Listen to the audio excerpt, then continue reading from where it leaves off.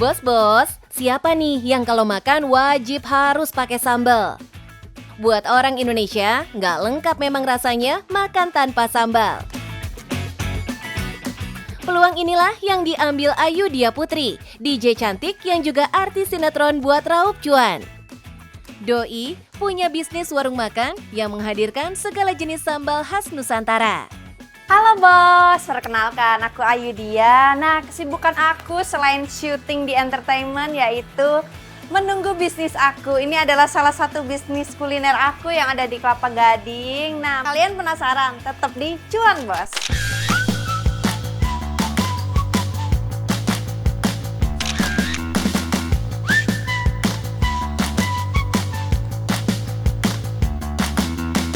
Bos, meski usianya masih sangat muda, 22 tahun, Ayu Dia serius banget buat lakoni bisnis kulinernya ini. Justru kan mulainya dari muda, nanti kita tuanya tinggal menikmati aja gitu. Tapi bukan berarti usaha itu bakal mulus terus ya Kak. Pasti kan ada jalannya yang geronjal-geronjal gitu, yang perlu diperbaiki gitu sih sebenarnya. Ya, yang namanya usaha sih ada up and down-nya. Tapi sama sekali tak menyurutkan semangat Ayu Dia. Bahkan warung sambal Ayu ini bukan bisnis pertama Doi loh bos. Dulu tuh sempat mau bisnis parfum.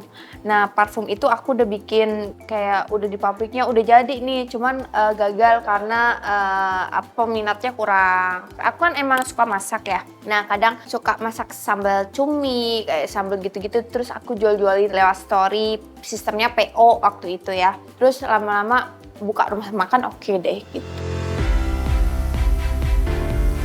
Sebelum punya warung sebesar ini, Ayu Dia memulainya benar-benar dari nol. Dari usaha rumahan, Doi mantep buka warung makan di Kelapa Gading, Jakarta Utara. Dan sekarang Doi sudah buka cabang warung makannya di Cempaka Putih, Jakarta Pusat juga bos. Bos, masakan Nusantara tetap jadi pilihan bisnis yang menghasilkan cuan fantastis. Nah, di warung sambal Ayu ini menunya pun cukup bervariasi. Makanan Nusantara dengan harga terjangkau dari Rp10.000 saja. Nah, yang spesial bos, ada 9 jenis sambal yang bisa dinikmati dengan semua jenis lauk pauk yang ada. Dia ada 9 varian sambal. Nah, salah satunya ini adalah sambal teri. Nah, ini bahan-bahannya itu ada teri kecil, terus kayak ada kayak sambal mata sih memang. Ada belimbing buluhnya supaya seger. Nah, ini sambal pete, isinya itu sambal goreng. Jadi kayak digoreng dulu, dibumbuin, udah gitu dikasih pete, guys. Jadi ini tuh enak banget, salah satu favorit aku juga setiap aku kesini. Nih bos, ini adalah sambal tempong yang aku ulek tadi. Tuh, lihat. Ini spesialnya adalah ada jeruk limonya di sini. Selain di sini juga udah dicampurin ya ke bumbunya. Jadi ini itu fresh. Setiap pelaku usaha pasti punya strategi, termasuk Ayu Dia. Doi percaya banget kalau strategi penjualan yang terbaik dengan mengundang food vlogger terbaik. Meski merogoh kocek yang lumayan mahal, cara ini memang dianggap jitu buat menarik pelanggan bos. Idenya tuh undang food vlogger dulu sih Kak. Yang menurut aku food vloggernya kualitasnya oke. Kita nggak bisa milih food vlogger sembarangan juga. Maksudnya kita bekerja sama dengan food vlogger yang menurutnya harganya fantasi kan. Tapi dengan investment dia nggak seimbang dengan pendapatan kita. Jadi harus bener-bener pintar milih food vlogger juga sih. Oh iya, nggak cuma undang food vlogger. Kekuatan media sosial setempat juga punya andil buat pemasaran. Cuannya boleh dibocorin nggak nih bos? Ya 3 digit lah ada. Sehari. Oh enggak, sebulan. Harian 2 digit lah. Tuh bos, nggak kaleng-kaleng kan cuannya? Pantes aja kalau nggak butuh waktu lama buat Ayu Dia buka cabang baru lagi. Bisnis nggak kenal usia. Anak muda usia 20-an pun bisa panen cuan asal jeli ambil peluang. Ayu Dia udah kasih bukti nih bos. Sukses berbisnis bisa dimulai sejak dini. Kalau lebih cepat, ya kenapa enggak? Nah bos, aku mau ngasih tahu nih tips buat yang berbisnis UMKM yang baru merintis, yaitu kalian itu harus niat. Nah, niat itu adalah salah satu kunci kesuksesan untuk berbisnis. Nah, kedua adalah sabar. Karena di bisnis itu kalau kita nggak sabar, terus diiringi dengan berusaha, itu kita tidak akan menuju kesuksesan. Yang penting pokoknya semuanya itu demi cuan, bos.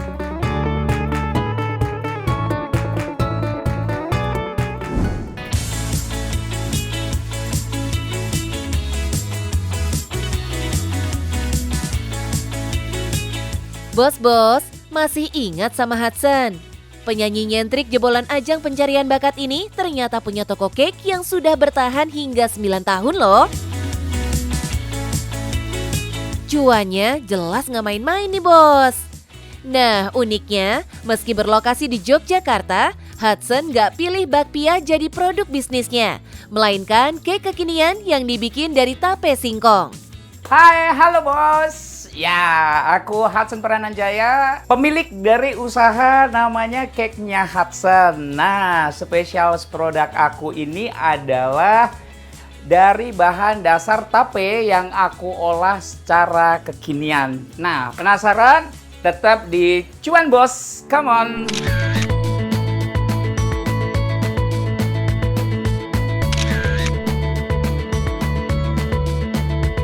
Bos, pasti bertanya-tanya kan apa yang bikin Hudson melakoni bisnis cake?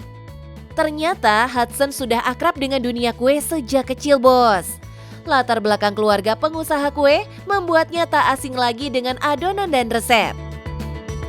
Jadi awalnya aku bikin kue itu karena memang dari keluarga besar aku, itu mereka pengusaha kue semua. Dari mama aku, papa, tante, dan semua sepupu juga gitu. Nah, aku mulai buka toko sendiri itu dari tahun 2017. 2017 pindah ke Jogja, aku punya usaha ini. Sampai sekarang sudah running kurang lebih 9 tahun. 9 tahun bukan waktu yang sebentar ya bos. Apa sih yang bikin bisnisnya bertahan? Dari awal berdiri sampai sekarang, Doi konsisten memanfaatkan tape singkong sebagai bahan baku pembuatan cake-nya. Aku mengangkat tape karena tape adalah salah satu bahan tradisional dari Indonesia. Dan aku kemas tape ini menjadi makanan yang modern, namanya cake tape dengan berbagai macam topping dan varian rasa. Base-nya sendiri cake tape, cuman toppingnya ada coklat, keju, kismis, dan macam-macam. Kebiasaan kalau di Jogja kan jualnya bakpia gitu. Aku ambil second-nya lah, jadi untuk alternatif oleh-oleh selain bakpia, boleh beli cake tape.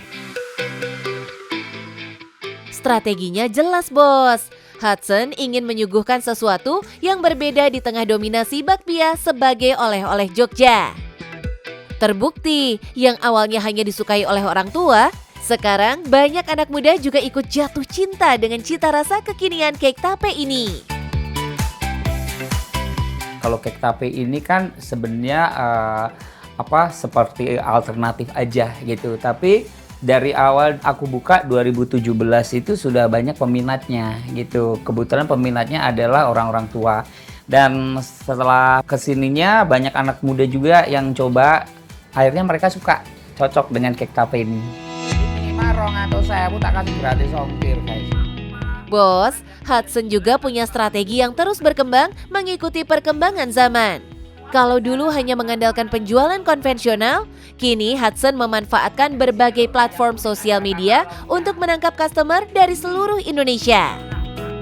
Cara marketingnya juga sudah beda sekarang. Sekarang ini zamannya online gitu. Jadi pembeli aku ini kebanyakan online gitu, dikirim ke seluruh Indonesia. Kalau untuk orang yang datang ke store itu cuman paling banyaknya weekend gitu, pas hari Sabtu Minggu atau pas hari-hari libur nasional gitu. Nah, mereka pada datang cobain.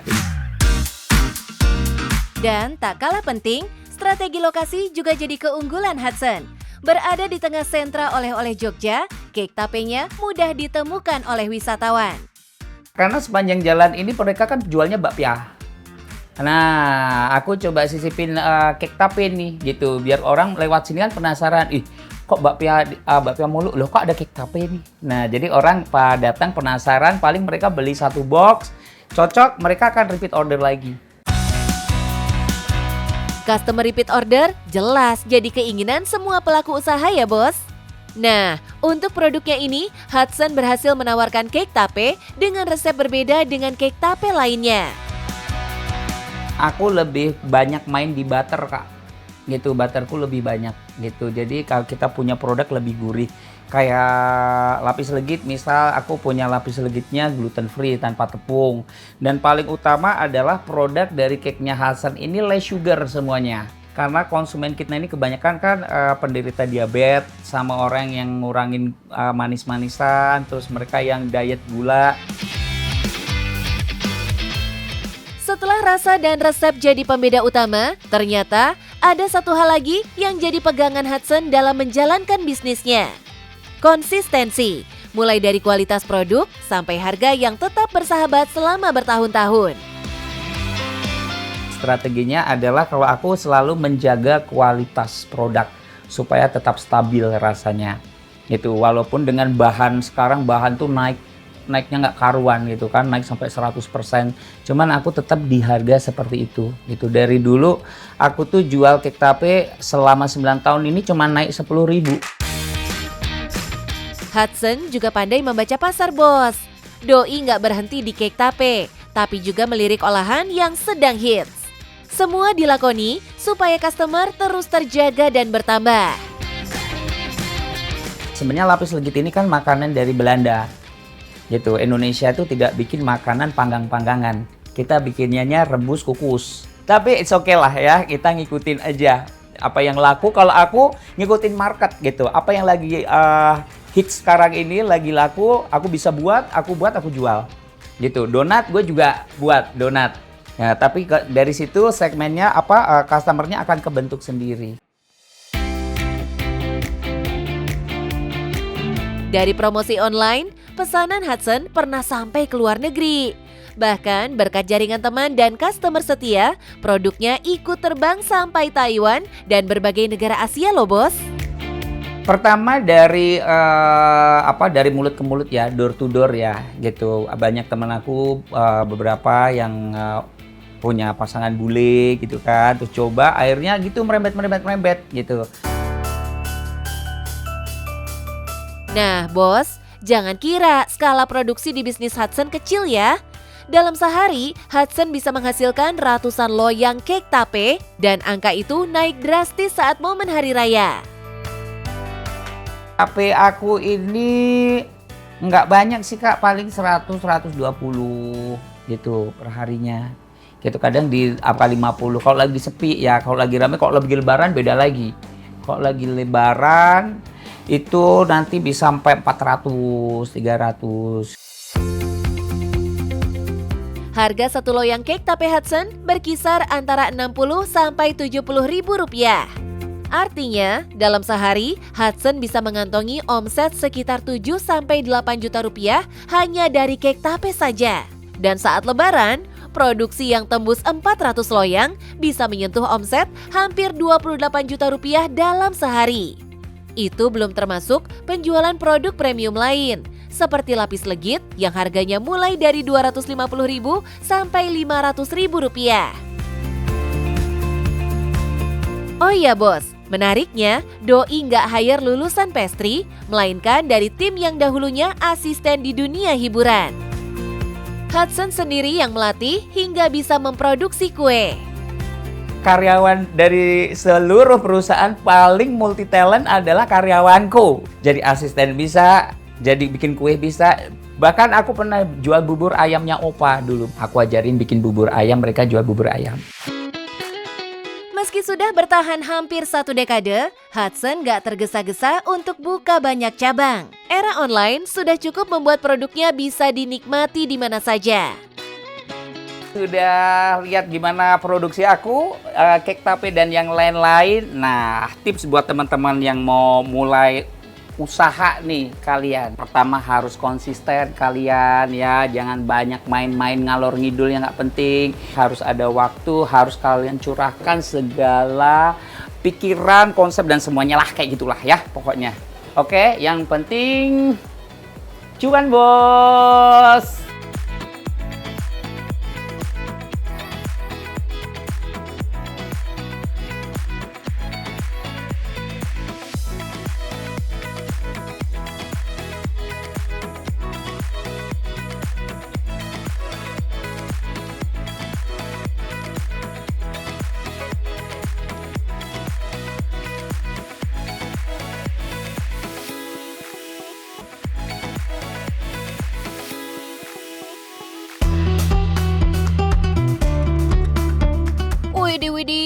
rame banget nih. Lagi beli apa sih ibu-ibu? Oh alah, ternyata alpukat bos. Memang sih, alpukat buah kesukaan sejuta umat. Makanya yang raup cuan dari bisnis alpukat banyak bos. Seperti Bos Arif yang berhasil menyulap alpukat jadi bisnis bergaransi. Laku sampai puluhan ton sebulan. Cuannya miliaran bos. Halo bos, nama saya Arif. Di sini saya sebagai owner dari Avocado ID. Kalau mau belanja alpukat di Avocado ID aja kayak di sini alpukatnya sudah sortiran, sudah pilihan yang terbaik, terus dari beberapa mitra petani yang terbaik. Alpukatnya juga jaminan dan bergaransi. Mau tahu gimana cuannya? Tetap di Cuan Bos.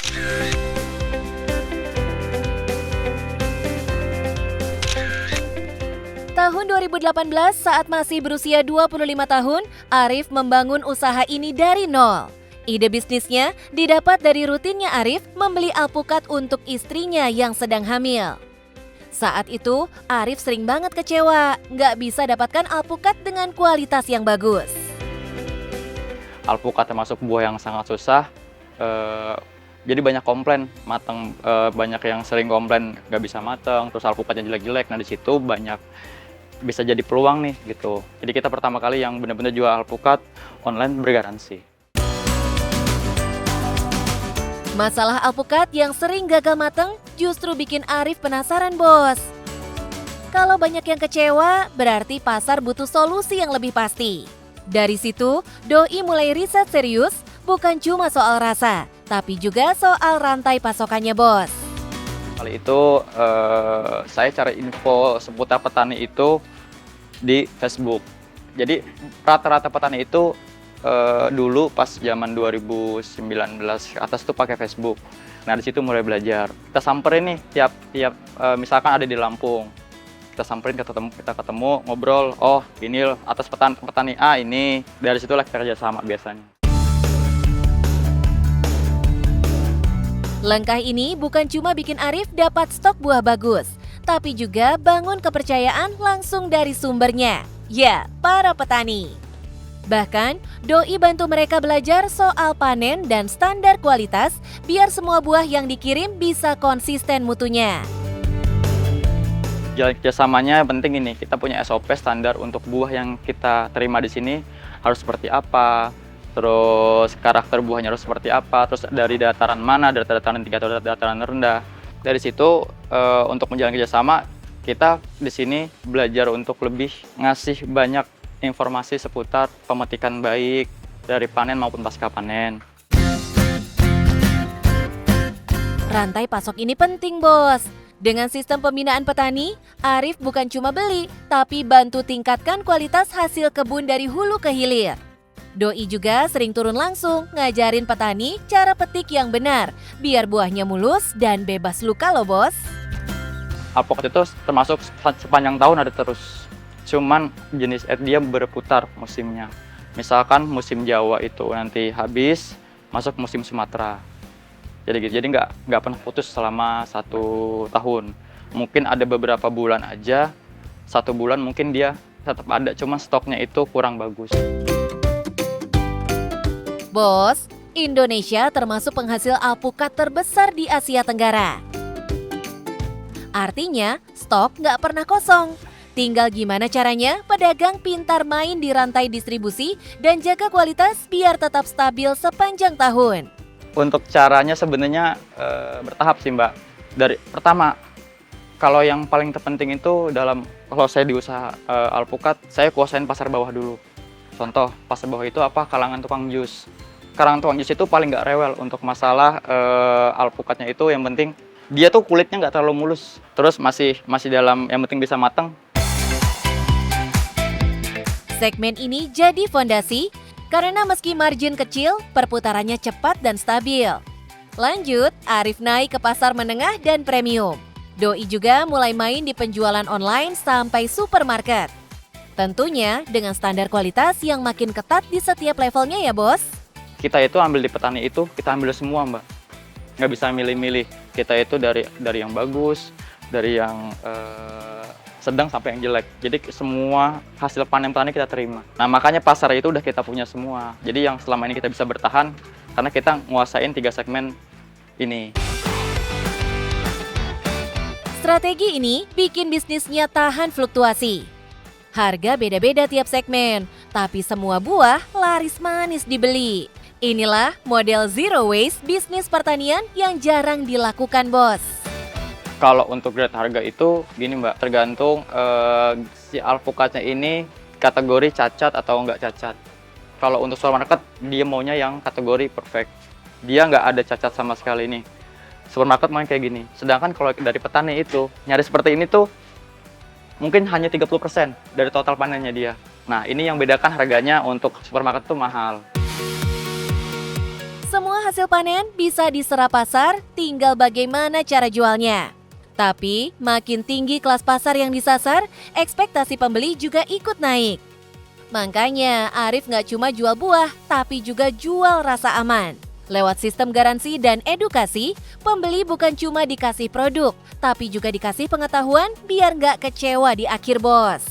Garansi itu sebenarnya lebih kita mengikat ke customer. Jadi gini, buah itu kita nggak bisa menjamin 100% itu bagus Mbak.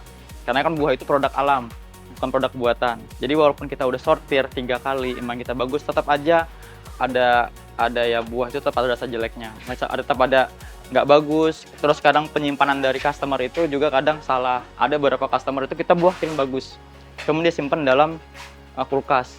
Itu buah nggak matang-matang. Ada juga. Jadi makanya kita banyak kasih edukasi seputar cara matangnya, terus cara penyimpanannya. Kalau buah gagal matang atau rusak di jalan, pelanggan bisa retur atau bahkan refund uangnya langsung. Dan rahasia lain yang bikin kualitasnya stabil ada di asal buahnya, Bos. Untuk alpukat di sini kita biasanya main dari dataran rendah. Jadi dia kalau dataran rendah itu resiko untuk gagal matang sedikit. Dan rasanya biasa lebih creamy. Arif mendatangkan alpukat dari berbagai daerah seperti Lampung, Jawa, Sumatera sampai Aceh. Oh iya, dengan main varietas lokal lebih banyak keuntungannya, Bos. Dari panen yang stabil, lebih murah, dan rasanya cocok dengan target market yang disasar Arif. Eits, Arif nggak cuma jual end user saja, Bos. Doi juga bangun jaringan reseller. Sistemnya ringan dan bisa ikut jualan dengan garansi yang sama kayak toko pusat. Biar rantai pasok tetap aman, pengiriman juga dikontrol ketat, Bos. Buah dikirim dalam kondisi mentah biar nggak busuk di jalan. Dan tim packing Doi udah paham betul cara nanganinya. Kalau untuk reseller, biasanya kita minimal pembelian itu 10 kilo. Awal pembelian aja, cara daftar cuma beli 10 kilo. Nanti nextnya 1 kilo, 2 kilo boleh. Gitu. Jadi reseller itu nanti bisa juga klaim garansi ketika reseller itu jual ke customernya, terus busuk atau gagal matang, kita kasih garansi juga. Di pembelian selanjutnya, berlaku juga. Kata Bos Arif, biar alpukat cepat matang sempurna, cukup disimpan di suhu ruang dan jangan ditaruh di kulkas sebelum lembek, Bos. Nah, edukasi macam ini yang bikin rasa percaya konsumen meningkat. Hasilnya, volume penjualan bisa tembus sampai 60 ton per bulan. Dengan harga kisaran 25.000 sampai 45.000, Arif bisa meraup cuan miliaran loh, Bos. Kalau untuk peluangnya menurut saya ke depannya ini banyak, apalagi yang untuk frozen. Frozen ini peluangnya menurut saya bakal besar, karena untuk permintaan frozen ini sekarang udah lumayan naik, bisa masuk ke hotel, karena sekarang jus itu rata-rata udah pakai buah frozen, jarang banget buah utuh. Dari pasar buah segar dan frozen, peluang cuan dari alpukat ternyata masih jauh dari kata habis. Karena sejak tahun 2018, alpukat kocok jadi minuman viral yang gak pernah redup.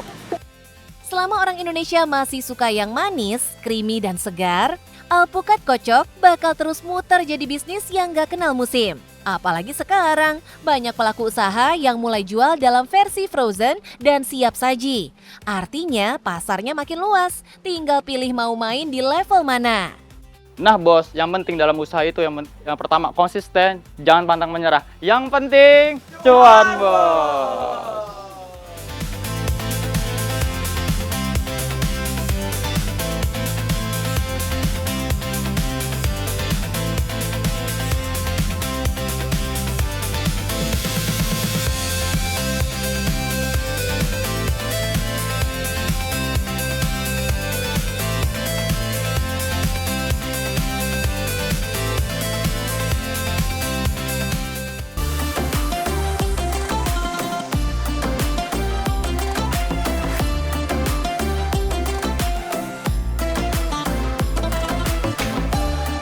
Bos-bos, selamat datang di Suriah, tepatnya di kota Damaskus. Mincuan mau kulik bisnis es krim legendaris yang sudah berdiri selama 130 tahun. Gimana caranya bisa bertahan selama itu ya? Ahmad Bakdash menjadi generasi ketiga pewaris bisnis es krim Bakdash yang legendaris di Suriah. Es krim Bakdash nggak sekedar bisnis keluarga yang diwariskan turun-temurun, tapi sudah menjadi bagian dari sejarah negara Suriah loh bos. Katanya bos, setiap orang Suriah di 2 generasi kebelakang pasti pernah menikmati es krim Bakdash. أسس المحل عام 1895 واللي أسسه هو حمدي بكداش الجيل الأول بالمحل. هو والدي الله يرحمه هشام بكداش لساته موجود الله يطول بعمره. بقى هو استلم المحل الجيل الثاني. بعد منا نحن اجينا نحن الجيل الثالث اللي احنا اولاد موفق واولاد هشام. هلا نحن تقريبا من العام 2008 نحن مستلمين الإدارة تبعه. Toko es krim ini berada di tengah-tengah pasar Hamidiyah yang berada di area kota tua Damaskus. Lokasinya yang sangat strategis menjadikan toko es krim ini destinasi wajib bagi warga lokal dan turis mancanegara yang berkunjung ke Damaskus. Uniknya bos, pengunjung bisa langsung melihat proses pembuatan es krimnya. Tuang susu sapi sebagai bahan utama es krim ke dalam wadah seperti ini. Untuk bahan lain yang ditambahkan, ada gula dan juga ekstrak vanila. Suhu dingin pada wadah membuat adonan es krim ini membeku. Nah, yang unik dari pembuatan es krim Bakdash, para pekerja akan memukul adonan es krim dengan pemukul kayu. Katanya ini cara untuk mendapatkan tekstur es krim yang kenyal bos. المواد اللي احنا بنستخدمها هي مواد طبيعية وهذا الشيء سر العالم بتعرفه وبتحبه واللي احنا فينا. البوظة هون اللي بيميزها هي اليدوي تبعها. Wadah-wadah dan peralatan yang digunakan dijaga dan dirawat supaya tetap sama dari dulu hingga sekarang loh bos. Bahkan setiap proses pembuatan es krimnya tidak ada yang diubah satupun untuk menjaga rasa yang otentik. Bakdash memang dikenal sebagai es krim khas Arab tertua di dunia. Saat es krim ini dibuat pertama kali tahun 1895 pun punya cerita menarik bos. من 1895 تصير عالم تسأل طيب كيف كان يتصنع البوظة أو كيف يعملها، لا كان في كهرباء بالعالم لا كان في كذا. التاريخ طبيعة سوريا الجغرافية والمناخية كانت تساعد لهذا الشيء، لأنه كانوا في جبل الشيخ كانوا يطلع جدي كان يطلع على المغاور الموجودة بقلب منه ياخذ الثلج الواحد الثلج الكبيرة ويحطوها بقلب براميل خشب مع الماء والملح اللي هي بتعطي صارت درجة حرارة ناقص 30. وقت ينحط بقلبها جرنال نحاس صارت تتحول هو يحول صار السائل البوظة سائلة لبوظة. فهيك كانت هو يستغني عن الكهرباء. Nah, ini penyajian es krim Bakdash yang khas. Es krim ditempatkan di wadah dengan taburan kacang pistasio dan kistoh semacam krim dari yogurt. Seporsi es krim Bakdash dijual 20.000 lira Suriah atau sekitar Rp28.000. Kalau omsetnya jelas nggak main-main. Setiap hari tokonya selalu ramai pembeli. Oh iya, Ahmad juga sudah menyiapkan banyak meja agar pembeli bisa langsung menikmati es krimnya. Bos, setiap bisnis nggak selalu berjalan mulus. Seperti bisnis es krim ini yang sempat mengalami kesusahan saat konflik terjadi di Suriah tahun 2013. Tidak banyak turis dari berbagai mancanegara yang berkunjung saat itu. Ahmad juga tidak bisa mengimpor bahan-bahan dari luar negeri untuk produksi es krimnya. Doi lalu berusaha mencari bahan-bahan terbaik di seluruh Suriah. Semua dilakukan agar pembeli tetap bisa menikmati es krimnya dengan kualitas terbaik. ما له حديث، احنا تاركينه على اساس التراث وهذا الشيء اللي احنا دائما بنشتغل عليه، لانه من النهايه بهمني انت مثلا يوم اجيت يوم بدك ترجع بعد 30 سنه على بقداش بدك تلاقي نفسك هذا الشيء يعني الذكريات الموجوده للانسان احنا عم نحاول هي نلعب عليها، هي احد الامور المميزه بالنسبه لنا. Menjalankan bisnis warisan memang nggak mudah ya bos. Semua nilai-nilai yang lahir saat bisnis dimulai harus tetap dijaga di tengah perkembangan zaman. Ahmad dan generasi ketiga lainnya ingin bisnis es krim Bagdash bukan hanya sejarah bagi keluarga Bagdash, tapi bagian dari sejarah dan ikon kuliner Suriah.